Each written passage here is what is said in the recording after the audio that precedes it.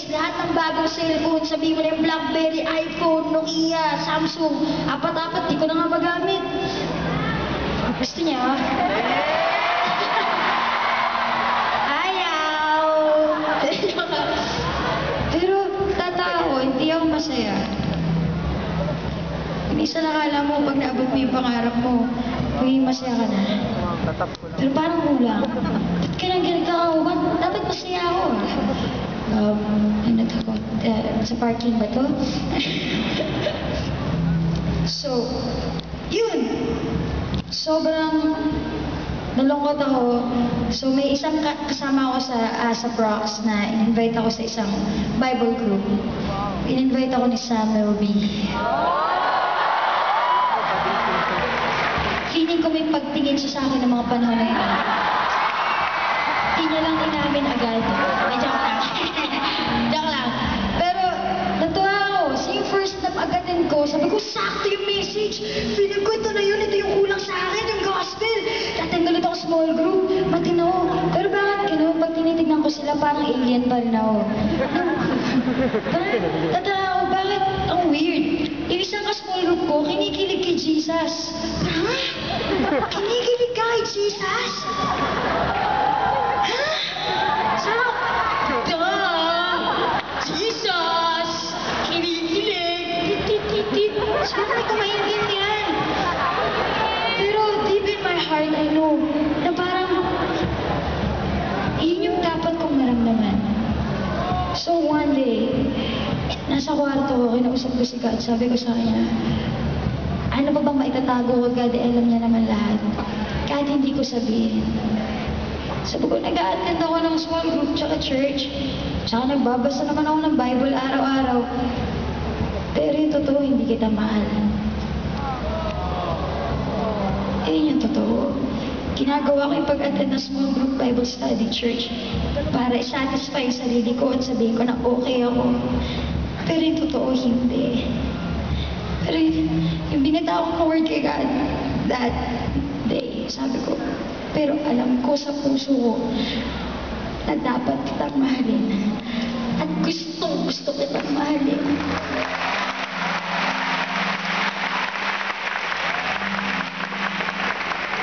Sabi ko, Lord, baguhin mo to. Kasi kung ito yung gusto mo, baguhin mo yung puso ko. At alam ko na kaya mong gawin yun. Kasi Diyos kay, baguhin mo yung puso ko. Tapos, nagbasa ako ng Bible. Nasa John na ako noon. Nabasa ko yung verse sa Bible. John 17, verse 24. Yun yung nagbago ng buhay ko. Sabi ni God. Sa Tagalog, kasi tiga-Montalban ako kaya yung tinabasa ng Bible Tagalog. Bisanin niya to! May binasa ko yung Bible.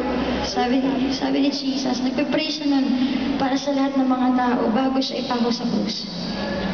Ang dami niya sinabi, Lord, I pray. So para sa mga disciples ko, Lord, I pray, Lord, na hindi sila mag-scatter, pero maging one sila as you and me are one. Pero may isang sentence doon na nag-strike sa akin, sabi niya, at Lord, pinapanalangin ko yung mga taong naniniwala sa akin sa buong mundo.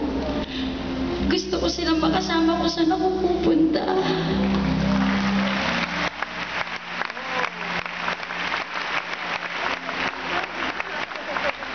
Kung hindi ka pa lang may kay Jesus, Lord, King of Kings, Lord of Lords, gusto ko makasama.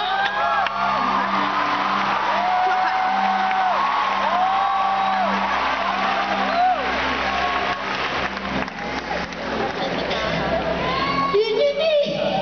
Gusto ko makasama ni God. Gusto ko makasama ni God. Hindi lang ako.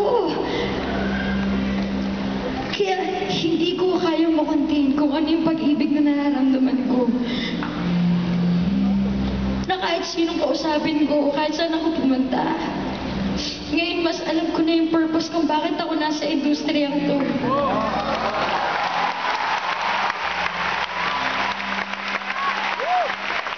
Kasi sila yung mga nasa labas.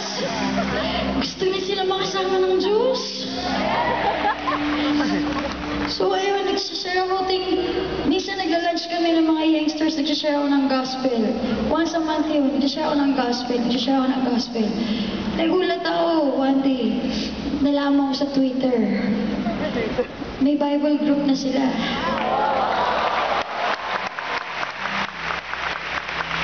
Kasi may isa akong disciple na girl. Well, hindi siya girl dati. Natatawa ako na sinabi niya yun sa isang friend namin. Nagkita kami. Parang, hoy, hi! Ate! Babae na ako!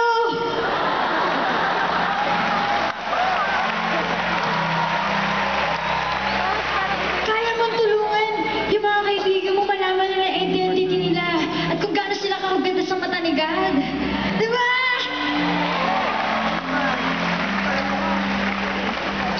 Well, hindi pa ako nag-lead ng malaki small group, pero one day gusto kong mag-lead.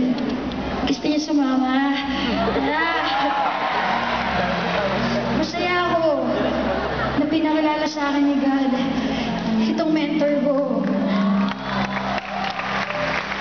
Siguro kung hindi ako mentor kasi para ako ngayong para akong tambay sa kanto. Pag mainit yung ulo, mag-iinom ng alak. Saka mag-iyosi. Pero hindi yun yung gusto ni God na maging ako eh. At marami pang gagawin si God. Alam ko, along this way. Minsan sumasablay pa rin ako. Pero buti na lang, hindi pa dito tungkol sa akin lahat. Sobra-sobra yung grace ni God na kaya natin mag-umpisa at mag-grow ng mag-grow na mag-grow na mag-grow. Walang umpay.